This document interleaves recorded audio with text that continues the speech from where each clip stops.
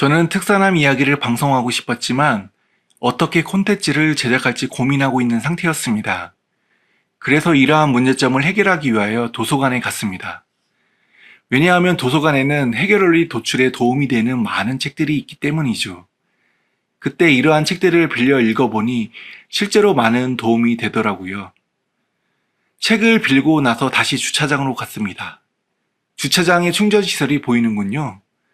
그때 저는 충전시설에 관한 해결 원리를 도출하는 중이기 때문에 충전시설을 자세히 봤습니다.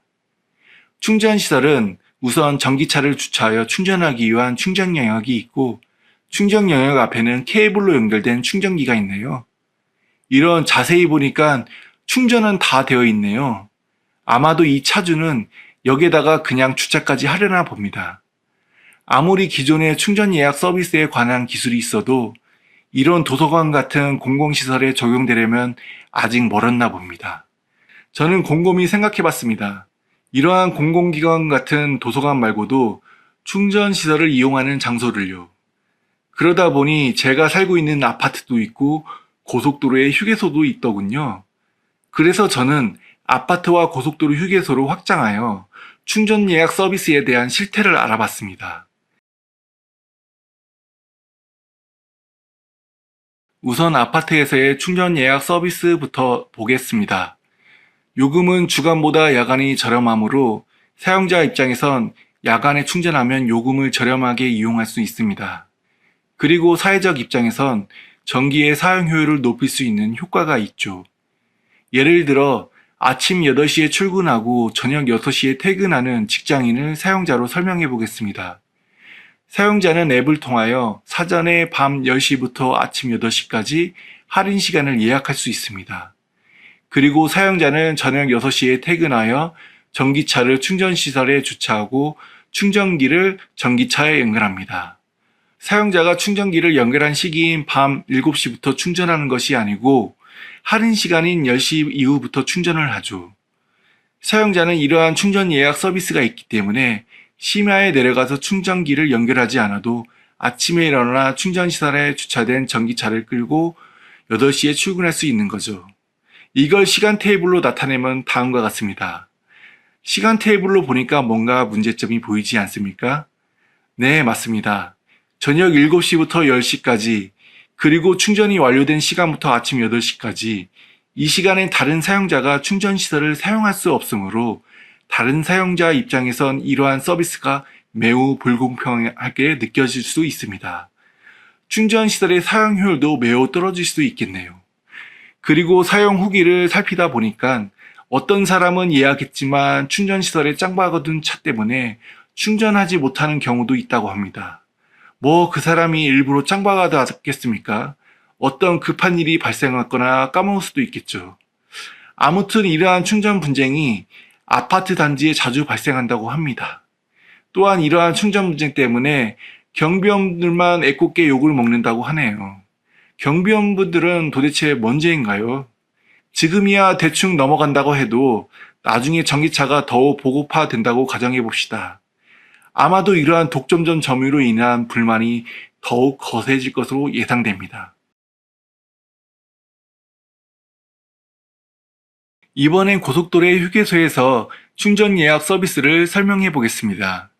사용자는 충전시설과 1km 이내에 있을 때 충전 예약 앱을 통하여 신청할 수 있고 충전 예약을 하면 5분이나 10분 등 설정된 시간 내에 전기차 충전을 위한 연결을 해야 합니다.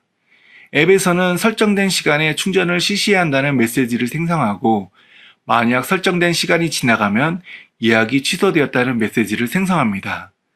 그리고 만약에 전기차 충전을 실시하고 충전이 완료되면 사용자에게 알리기 위한 메시지를 생성할 수 있고 이때도 설정된 시간에 출차를 하지 않으면 미출차 차량에 대한 과금을 청구한다는 메시지를 생성합니다. 즉 기존에는 미출차 차량에 대한 과금을 안내함으로써 사용자가 신속하게 출차를 유도할 수 있고 다른 사용자가 지연 없이 연속적으로 충전 서비스를 받도록 하는데 목적이 있는 거죠. 사용 후기를 살펴보니까 어떤 사람은 앞차가 충전 완료 후 차를 제때 안 빼줘서 예약이 취소된 황당한 경우가 있다고 합니다. 이게 과연 사용자를 위한 서비스이냐고 하소연을 하더군요. 맞습니다. 그렇다면 왜 출차가 늦었는지 그 사람의 입장도 생각해 볼까요? 서비스를 이용하다 보면 사용자가 밥을 먹을 수 있고 급하게 화장실도 갈 수 있으며 중요한 전화 통화도 할 수 있고 이러한 긴급한 상황 때문에 어쩔 수 없이 출차가 늦어버릴 수도 있습니다. 그렇다고 해서 과금을 때리는 게 과연 공정한 것일까요? 항상 사용자는 이러한 과금에 대한 불안을 안고 서비스를 받아야 할까요? 급하게 출차하러 허둥지게 가다가 사용자에게 갑자기 사고가 발생한다면 이 책임을 누구한테 호소하겠습니까?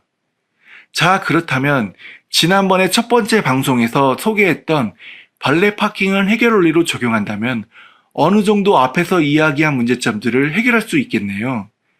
예를 들어 아파트에서 발레 파킹을 적용하니까 짱박는 차량의 문제점도 없앨 수 있고 사람들 간의 충전 분쟁도 없앨 수 있으며 전기의 사용 효율을 높이면서 충전 시설의 사용 효율도 함께 높일 수 있겠습니다. 그리고 충전 분쟁으로 애꿎게 경비원분들이 대신 욕먹는 것도 방지할 수 있겠네요.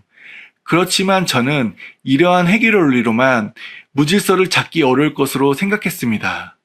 그 이유는 어떤 사람들은 대신 충전하여 주차까지 해주는 발레 파킹을 이용할 수 있지만 다른 어떤 사람들은 발레 파킹 이용료를 내지 않기 위하여 본인이 직접 충전하는 경우도 있기 때문입니다. 즉 본인이 직접 충전하는 경우와 발레 파킹을 이용하는 경우에 따라 충전 질서를 확립할 필요가 있다는 것이죠.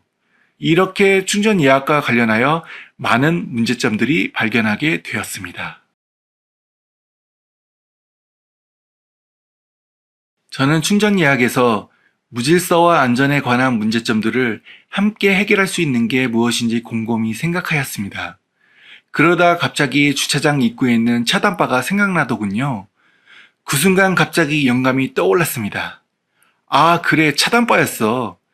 충전시설의 충전 영역마다 차단바가 있으면 질서가 있게 충전 서비스를 받을 수 있습니다. 예를 들어 예약된 자라면 차단바를 닫고 예약된 차량이 아니면 개방하지 않으며 예약된 차량만 개방하는 것이죠. 그리고 어느 정도 시간이 지나도 예약된 차량이 안 오면 그때 차단바를 개방하여 예약하지 않은 차주가 사용할 수 있는 것이죠. 또한 충전하는 동안엔 차단바를 닫고 충전이 완료된 후에 적절한 절차를 따르면 그때 차단바를 개방함으로써 충전 사고를 예방할 수 있겠네요. 이런 또 영감이 떠올랐습니다. 저는 지난번 두 번째 방송에서 소방과 세차 기능이 구비된 충전시설을 해결 원리로 이야기했습니다. 즉 이번에는 차단면을 차단바의 기능으로 적용한다면 소방과 세차 기능이 구비된 충전시설에 질서 있는 충전 예약 서비스도 제공할 수 있고 안전한 충전 환경도 제공할 수 있다는 것이죠. 특허에서는 본래의 기능 이외에도 새로운 기능과 효과가 있으면 특허성을 인정해주는 제도가 있습니다. 또한 그러한 기능과 효과가 유기적이고 복합적이다면 더 쉽게 특허성을 인정받을 수 있습니다. 그렇다면 여러분은 차단바를 충전 예약 기능으로 활용하고 발레 파킹과 직접 충전을 위한 복합적인 서비스를 제공하는 효과에 대하여 보신 적이 있나요? 그리고 차단바를 충전 절차를 준수하는 기능으로 활용하고 충전 사고를 방지하는 효과에 대하여 보신 적이 있나요?